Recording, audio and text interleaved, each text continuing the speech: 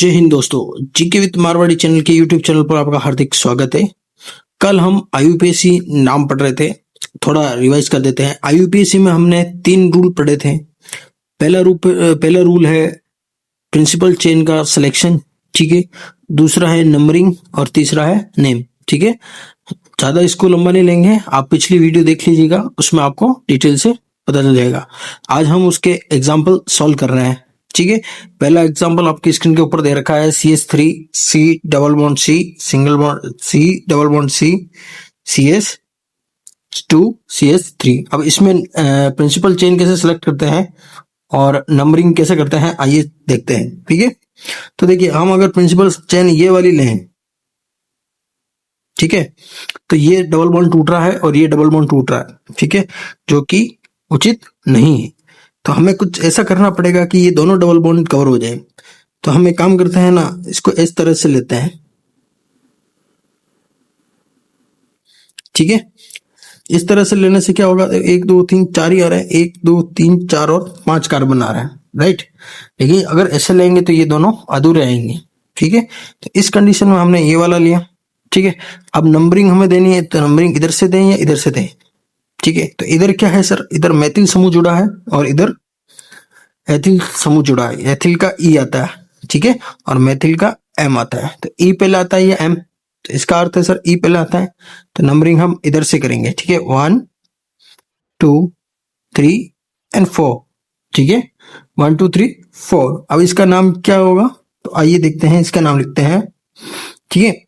इसका नाम लिखने का प्रयास करते हैं। तो कितने हो गए, 4 कार्बन हो गए, ठीक है। तो इसका आएगा sir 2 ethyl 2 ethyl 3 methyl 1 3 buta diene, ठीक है। ये इसका आईयूपीएसी नाम हो गया, ठीक है। बहुत इजी है, हमें बहुत इजी क्वेश्चन है, बहुत आसानी से क्लियर हो जाएंगे, ठीक है। अब सेकंड ऑप्शन हम देखते हैं, देखिए इसमें भी डबल बॉन्ड और ट्रिपल बॉन्ड है, ठीक है। तो इसमें देखिए, हम अगर ये श्रृंखला लें तो ये भी टूट रहा है और ये भी टूट रहा है, ठीक है। तो बॉन्ड हमें तोड़ने नहीं, हमें ऐसी कोशिश करनी है कि अगर CH3 बाहर निकल रहा है तो ये चलेगा, लेकिन बॉन्ड नहीं टूटने चाहिए। तो इस समय हम ये वाली लेंगे, ठीक है। इसमें ये भी कवर हो गया, ये भी कवर हो गया, ठीक है। ये बाहर है तो हम इसको लिख सकते हैं कि भाई मैथिल समूह बाहर है, ठीक है। तो इसमें चलो, अब आप ये कहोगे सर इधर से नंबरिंग करेंगे इधर से करें, ठीक है। अब आप कहोगे सर ये तो है एल्केन, मतलब एल्काइन, यानी कि YN एल्काइन आ रहा है, ये एल्कीन है, एल्कीन यानी ईन आ रहा है, ठीक है। तो ई पहले आएगा फिर वाई आएगा, तो नंबरिंग हम इधर से करेंगे तो 1 2 3 एंड 4, ठीक है। तो इसका नामकरण क्या होगा, तो इसका नामकरण होगा 2 मैथिल,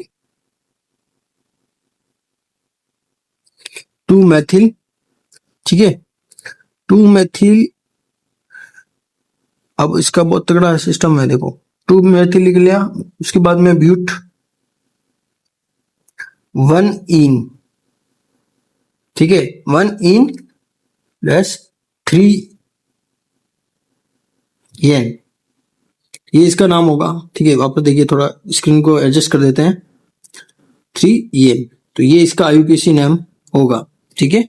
नेक्स्ट क्वेश्चन ये है, नेक्स्ट क्वेश्चन आपकी स्क्रीन के ऊपर ये रहा, जिसके अंदर, इसमें तो सिंपल है, इसमें तो अपने को कोई तोड़ने की जरूरत ही नहीं। तो प्रिंसिपल चेन जो है हमारी ये वाली बनेगी, ठीक है।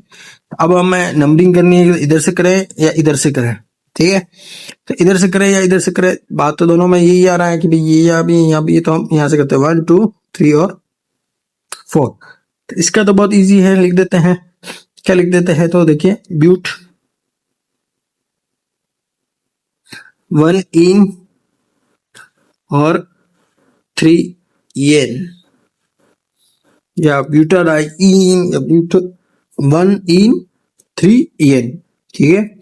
अब थोड़ा एडवांस लेवल की तरफ चलते हैं, क्योंकि नीट और जेईई में ऐसे क्वेश्चन नहीं पूछे जाते हैं, ऐसे क्वेश्चन पूछे जाते हैं, ठीक है। अब इसमें हमें सबसे बड़ी चेन लेनी है, तो कैसे करते हैं आइए देखते हैं। देखिए ये है कार्बन, ये भी कार्बन, ये भी कार्बन, ये भी कार्बन, कार्बन कार्बन, ठीक है। अगर हम इसके अनुसार ले लें तो सबसे बड़ी यही लग रही है मेरे को, 1 2 3 4 5 एंड 6 और ये 7, ठीक है। चलो इसको भी हमने ले लिया तो 7 कार्बन हो गए। अब हमारा अंदर ये आ गया। अब इसका नामकरण करेंगे। इसमें देखिए, इसमें ये है सर एथिल और ये है क्लोरो। क्लोरो का सी आता है, ठीक है। क्लोरो, क्लोरो, मेथिल, मेथिल, ठीक है। अब इसका नाम क्या लिखेंगे, तो नाम यहां लिख देते हैं। इसका आएगा सर 1,3 डाइक्लोरो।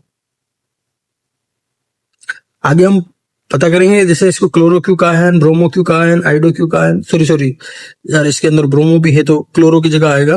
देखिए वापस लिखते हैं इसका नाम, 4 ब्रोमो, 4 ब्रोमो 1,3 डाइक्लोरो, डाइक्लोरो, ठीक है। डाइक्लोरो, उसके बाद में आता है 2 मैथिल, सॉरी 2 एथिल, ठीक है। चलो स्क्रीन में नहीं आ रहा है, यहां लिख देते हैं 2 एथिल, 5 मैथिल,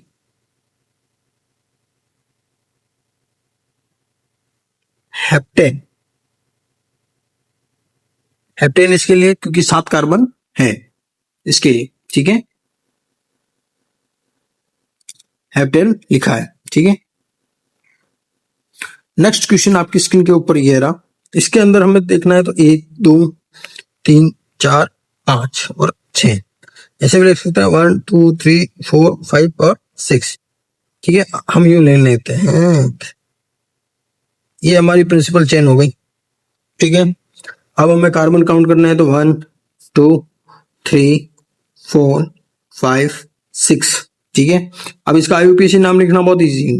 जैसे देखिए मेथिल, मेथिल ब्रोमो क्लोरो, तो इसका आएगा सर। अच्छा, तो अब आप कहोगे सर किधर से करें काउंटिंग, तो देखिए इसमें नंबरिंग बहुत इजी है। इसमें क्लोरो सी आ रहा है और इधर मेथिल का एम आ रहा है, तो नंबरिंग इधर से होगी ना कि इधर से, ठीक है। पिछले वाले में भी शायद अपन ने गलती कर दी, नहीं पिछले वाले में तो सही है क्योंकि वो क्लोरो से स्टार्ट हो रहा है तो उधर से ही होगी, ठीक है। इधर से देखिए तो इसमें आएगा सर हमारा 2 क्लोरो, नहीं अच्छा 4 ब्रोमो 2 क्लोरो, 4 ब्रोमो 2 क्लोरो, ठीक है। उसके बाद में आता है 2 3 या 3 2 डाइमेथिल। 2 3 लिखो या 3 2 लिखो, वही सॉरी सॉरी 1 2 3 4 5, अच्छा 4 5 डाइमेथिल हेक्सेन, डाइमेथिल हेक्स 2 इन और 1 2 3 4 2 4 डाइइन, ठीक है।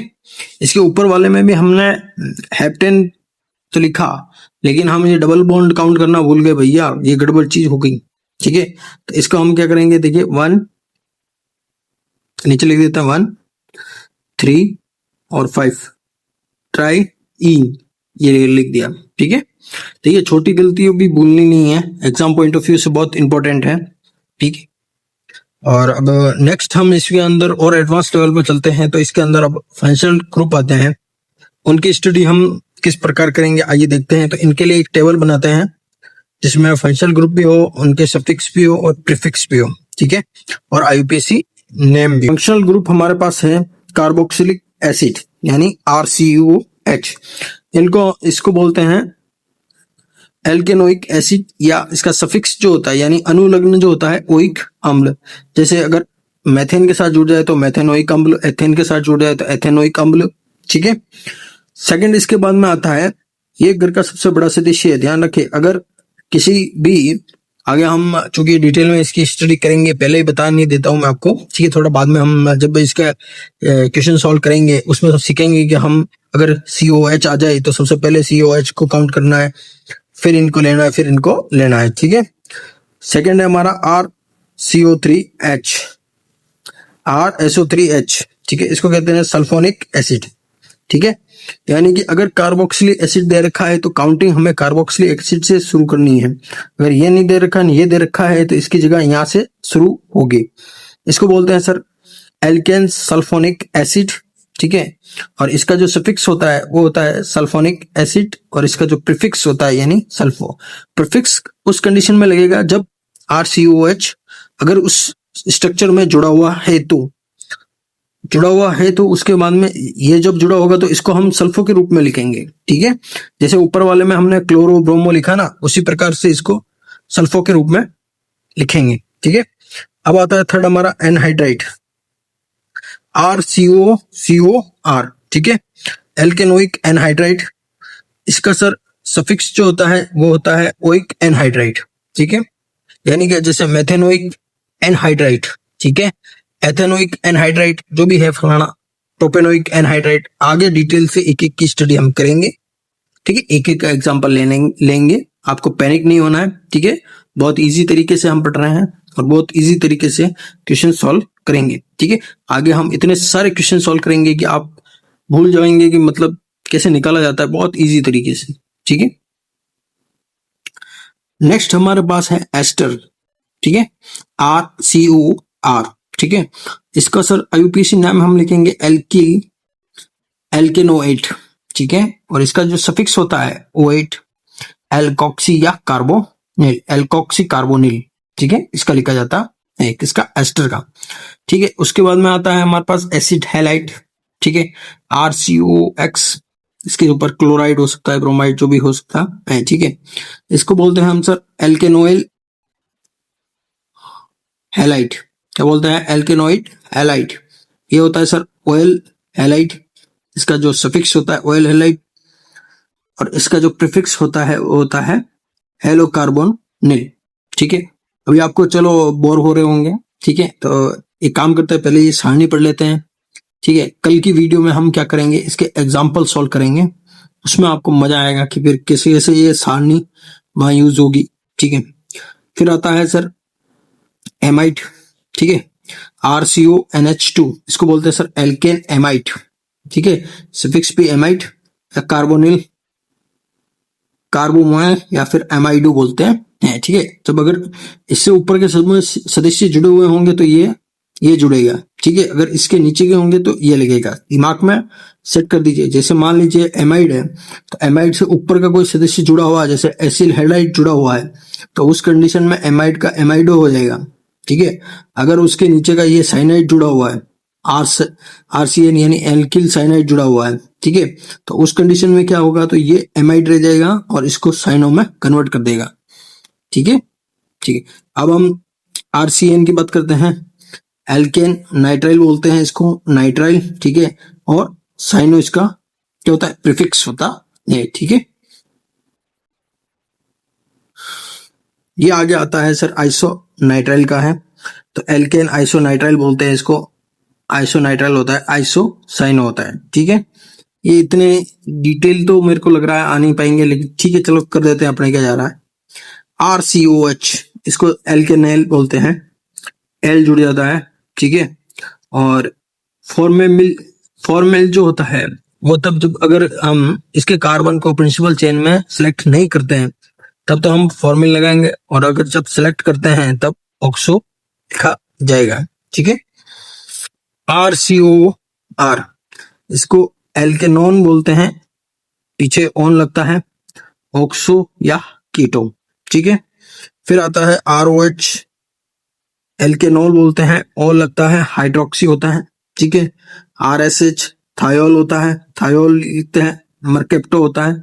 ये तो बहुत रेयर केस में पूछा जाता है। ठीक है, उसके बाद में लास्ट है हमारा एमीन। ठीक है, RNH2 एल्किन एमीन, एमीन लिखते हैं, और एमाइन। ठीक है, मिलते हैं नेक्स्ट वीडियो में, उसमें हम प्रैक्टिस करेंगे, फिर आपको पता चलेगा भाई कि जो हमने ये सारणी पढ़ी है उसका वहां क्या महत्व होता है। ठीक है, तब तक के लिए धन्यवाद।